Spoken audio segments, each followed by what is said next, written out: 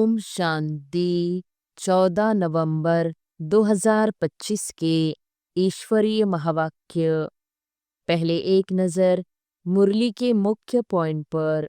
बाबा ने कहा, निरंतर याद की यात्रा में मस्त रहना ही ऊंच पद प्राप्त करने का पुरुषार्थ है। जिनकी बुद्धि में ज्ञान नहीं होता, वे छोटी बातों में रंज, दुख या नाराजी महसूस करते हैं। मनुष्य ब्रह्म को लीन होने की जगह समझते हैं, परंतु परमधाम हमारा घर है, वहाँ रहना होता है। बाप ज्ञान देकर आत्मा की तीसरी आंख खोलते हैं, जिससे हम त्रिकालदर्शी व त्रिलोकीनाथ बनते हैं। और फिर बाबा ने कहा, जिसकी बुद्धि में यह ज्ञान रहता है, वह हर परिस्थिति में खुश रहता है। जो नहीं समझता, वह परेशान रहता है। भारत पहले ऊंच था, स्वर्ग अब नीच नरक बन गया है। बाप फिर से ऊंच बनाते हैं। माँ में कम याद करो। एक बाप की याद से सारे विकर्म जलते हैं और आत्मा पवित्र बनती है। पढ़ाई के समय बुद्धि कहीं और नहीं भटके, बाप की याद में स्थिर रहे। और फिर लास्ट में बाबा ने कहा, विनाश काले प्रीत बुद्धि।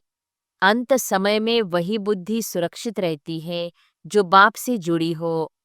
बेकार बातों या हिसाब किताब में टाइम वेस्ट नहीं करना, याद में रहना है।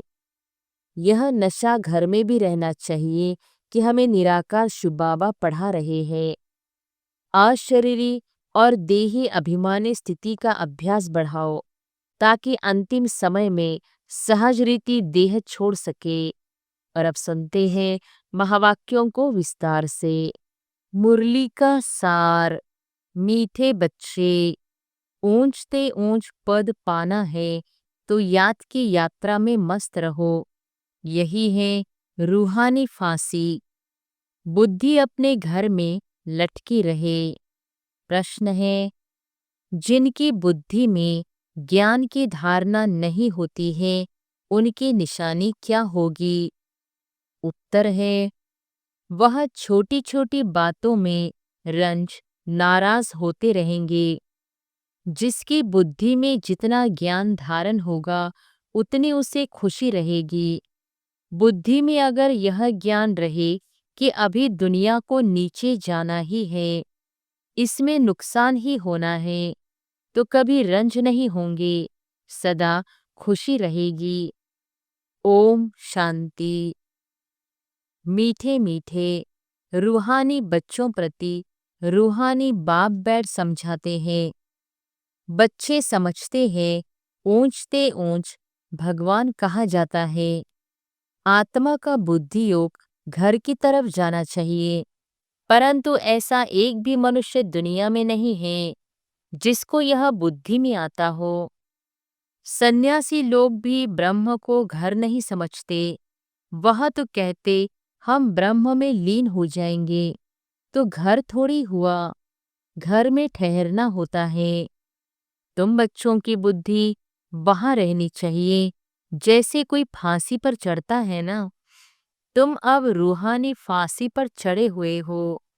अंदर में है, हमको ऊंचते ऊंच बाप आकर ऊंचते ऊंच घर ले चलते हैं।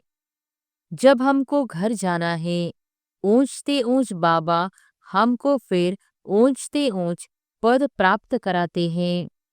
रावण राज्य में सब नीचे है, वह ऊंच, यह नीच। उन्हों को ऊंच का पता ही नहीं है। ऊंच वालों को भी नीच का पता नहीं रहता। अभी तुम समझते हो। ऊंचते ऊंच एक भगवान को ही कहा जाता है। बुद्धि ऊपर में चली जाती है, वह है ही परमधाम में रहने वाला। यह कोई भी नहीं समझते हैं। हम आत्माएं भी वहाँ की रहने वाली है। यहाँ आते हैं सिर्फ पाड़ बजाने। यह कोई के ख्याल में नहीं रहता, अपने ही धंधे दोरी में लगे रहते हैं। अब बाप समझाते हैं, ऊंचते ऊंच तब बनेंगे जब याद की यात्रा में मस्त रहेंगे। याद से ही ऊंच पद पाना है। नॉलेज जो तुमको सिखलाई जाती है वह भूलने की नहीं है। छोटे बच्चे भी वर्णन करेंगे, बाकी योग की बात को बच्चे नहीं समझेंगे। बहुत बच्चे हैं जो याद की यात्रा पूरी रीति समझते नहीं हैं। हम कितना ऊंचते ऊंच जाते हैं। मूल वतन, सूक्ष्म वतन, स्थूल वतन, 5 तत्व यहाँ है। सूक्ष्म वतन मूल वतन में यह नहीं होते। यह नॉलेज बाप ही देते हैं, इसलिए उनको ज्ञान का सागर कहा जाता है। मनुष्य समझते हैं बहुशास्त्र आदि पढ़ना ही ज्ञान है। कितना पैसा कमाते हैं, शास्त्र पढ़ने वालों को कितना मान मिलता है, परंतु अब तुम समझते हो इसमें कोई ऊंचाई तो है नहीं। ऊंचते ऊंच तो है ही एक भगवान। उनके द्वारा हम ऊंचते ऊंच स्वर्ग में राज्य करने वाले बनते हैं। स्वर्ग क्या है, नरक क्या है, 84 का चक्र कैसे फिरता है, यह सिवाय तुम्हारे इस सृष्टि में कोई भी नहीं जानते हैं। कह देते हैं यह सब कल्पना है। ऐसे के लिए समझना है यह हमारे कुल का नहीं है। दिल शिकस्त नहीं होना चाहिए। समझा जाता है इनका पाठ नहीं है तो कुछ भी समझ नहीं सकेंगे। अभी तुम बच्चों का सिर बहुत ऊंच है। जब तुम ऊंच दुनिया में होंगे तो नीच दुनिया को नहीं जानेंगे। नीच दुनिया वाले फिर ऊंच दुनिया को नहीं जानते। उनको कहा ही जाता है स्वर्ग। विलायत वाले भला स्वर्ग में जाते नहीं हैं, फिर भी नाम तो लेते हैं हेवन, पैराडाइज था।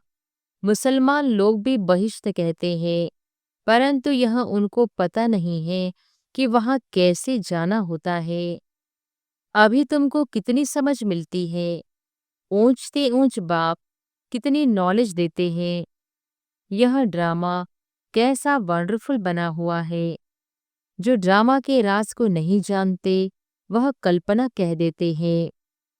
तुम बच्चे जानते हो यह तो है ही पतित दुनिया, इसलिए चिल्लाते हैं हे पतित पावन, आकर हमको पावन बनाओ। बाप कहते हैं हर 5000 वर्ष बाद हिस्ट्री रिपीट होती है। पुरानी दुनिया सो नई बनती है, इसलिए मुझे आना पड़ता है। कलप कलप आकर तुम बच्चों को ऊंचते ऊंच बनाता हूँ। पावन को ऊंच और पतित को नीच कहा जाता है। यही दुनिया नई पावन थी, अभी तो पतित है। यह बातें तुम्हारे में भी नंबरवार है जो समझते हैं। जिनकी बुद्धि में यह बातें रहती है वह सदा खुश रहते हैं। बुद्धि में नहीं है तो कोई ने कुछ कहा, कुछ नुकसान हुआ तो रंज हो जाते हैं। बाबा कहते हैं अब इस नीच दुनिया का अंत आना है। यह है पुरानी दुनिया। मनुष्य कितना नीच बन जाते हैं, परंतु यह कोई समझते थोड़ी है कि हम नीच हैं। भक्त लोग हमेशा सिर झुकाते हैं, नीच के आगे सिर झुकाना थोड़ी होता है। पवित्र के आगे सिर झुकाना होता है। सतयुग में कभी ऐसा नहीं होता। भक्त लोग ही ऐसा करते हैं। बाप तो ऐसा नहीं कहते सिर झुकाकर चलो। नहीं, यह तो पढ़ाई है। गॉडफादरली यूनिवर्सिटी में तुम पढ़ रहे हो तो कितना नशा रहना चाहिए। ऐसे नहीं सिर्फ यूनिवर्सिटी में नशा रहे, घर में उतर जाए। घर में नशा रहना चाहिए। यहाँ तो तुम बच्चे जानते हो शिव बाबा हमको पढ़ाते हैं। यह तो कहते हैं कि मैं थोड़ी ही ज्ञान सागर हूँ।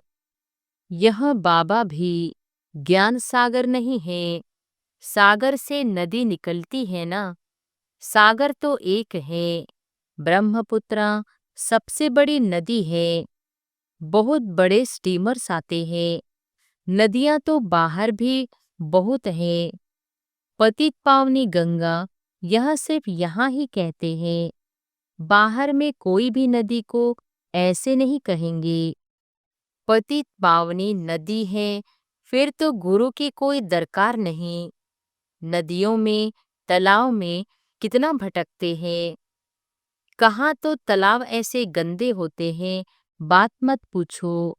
उसकी मिट्टी उठाकर रगड़ते रहते हैं। अब बुद्धि में आया है, यह सब नीचे उतरने के रास्ते हैं। वो लोग कितना प्रेम से जाते हैं। अब तुम समझते हो कि इस ज्ञान से हमारी आंखें ही खुल गई। तुम्हारी ज्ञान की तीसरी आंख खुली है। आत्मा को तीसरा नेत्र मिलता है, इसलिए त्रिकालदर्शी कहते हैं। तीनों कालों का ज्ञान आत्मा में आता है। आत्मा तो बिंदी है, उसमें नेत्र कैसे होगा? यह सब समझने की बातें हैं। ज्ञान के तीसरे नेत्र से तुम त्रिकालदर्शी, त्रिलोकीनाथ बनते हो। नास्तिक से आस्तिक बन जाते हो। आगे तुम रचयिता और रचना के आदि मध्य अंत को नहीं जानते थे। अभी बाप द्वारा रचना के आदि मध्य अंत को जानने से तुमको वर्षा मिल रहा है। यह नॉलेज है ना। हिस्ट्री ज्योग्राफी भी है, हिसाब किताब है ना। अच्छा, तीखा बच्चा हो तो हिसाब करे हम कितने जन्म लेते हैं। इस हिसाब से और धर्म वालों के कितने जन्म होंगे। परंतु बाप कहते हैं इन सब बातों में जास्ती माथा मारने की दरकार नहीं है। टाइम वेस्ट हो जाएगा। यहाँ तो सब भूलना है। यह सुनाने की दरकार नहीं। तुम तो रचता बाप की पहचान देते हो, जिसको कोई जानते नहीं। शिव बाबा भारत में ही आते हैं, जरूर कुछ करके जाते हैं, तब तो जयंती मनाते हैं ना।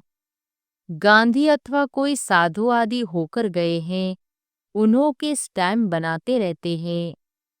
फैमिली प्लानिंग भी स्टैम्प बनाते हैं। अभी तुमको तो नशा है। हम तो पांडव गवर्नमेंट है, ऑलमाइटी बाबा की गवर्नमेंट है। तुम्हारा यह कोट ऑफ आर्मस है, और कोई इस कोट ऑफ आर्मस को जानते ही नहीं।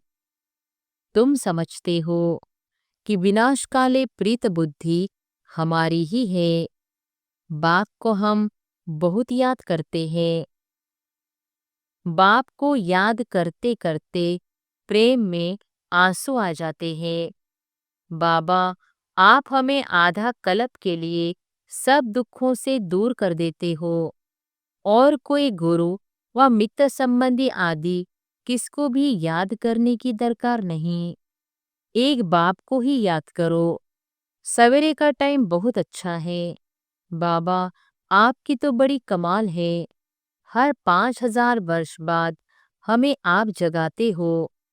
सभी मनुष्य मात्र कुंभकर्ण की आसुरी नींद में सोए हुए हैं, अर्थात अज्ञान अंधेरे में है। अभी तुम समझते हो।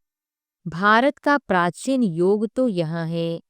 बाकी जो भी इतने हठयोग आदि सिखलाते हैं, वह सभी है एक्सरसाइज, शरीर को तंदुरुस्त रखने के लिए।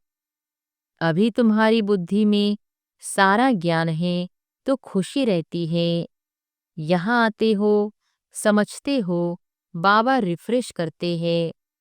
कोई तो यहाँ रिफ्रेश हो बाहर निकलते हैं, वह नशा खलास हो जाता है। नंबरवार तो है ना। बाबा समझाते हैं यह है पतित दुनिया। बुलाते भी हैं, हे पतित पावन आओ, परंतु अपने को पतित समझते थोड़ी है, इसलिए पाप धोने जाते हैं। लेकिन शरीर को थोड़ी ही पाप लगता है। पाप तो आकर तुम्हें पावन बनाते हैं और कहते हैं मामेकम याद करो तो तुम्हारे विकर्म विनाश होंगे। यह ज्ञान अभी तुमको मिला है। भारत स्वर्ग था, अभी नरक है। तुम बच्चे तो अभी संगम पर हो। कोई विकार में गिरते हैं तो फेल होते हैं, तो जैसे नरक में जाकर गिर पड़ते हैं। 5 मंजिल से गिर पड़ते हैं, फिर 100 गुना सजा खानी पड़ती है। तो बाप समझाते हैं कि भारत कितना ऊंच था, अब कितना नीच है। अब तुम कितना समझदार बनते हो। मनुष्य तो कितने बेसमझ हैं। बाबा तुमको यहाँ कितना नशा चढ़ाते हैं, फिर बाहर निकलने से नशा कम हो जाता है, खुशी उड़ जाती है। स्टूडेंट कोई बड़ा इम्तिहान पास करते हैं तो कभी नशा कम होता है क्या? पढ़कर पास होते हैं, फिर क्या क्या बन जाते हैं।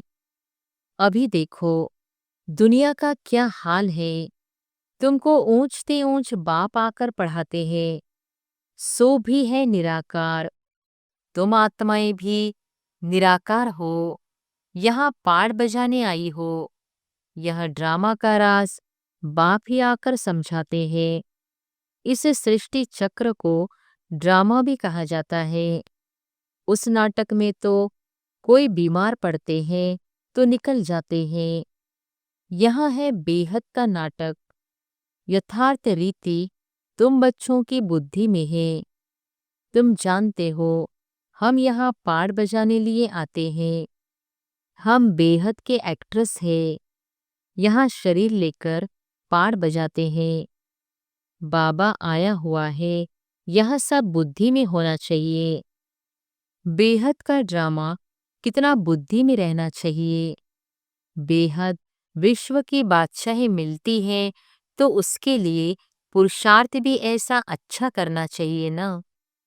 गृहस्थ व्यवहार में भी भले रहो, परंतु पवित्र बनो।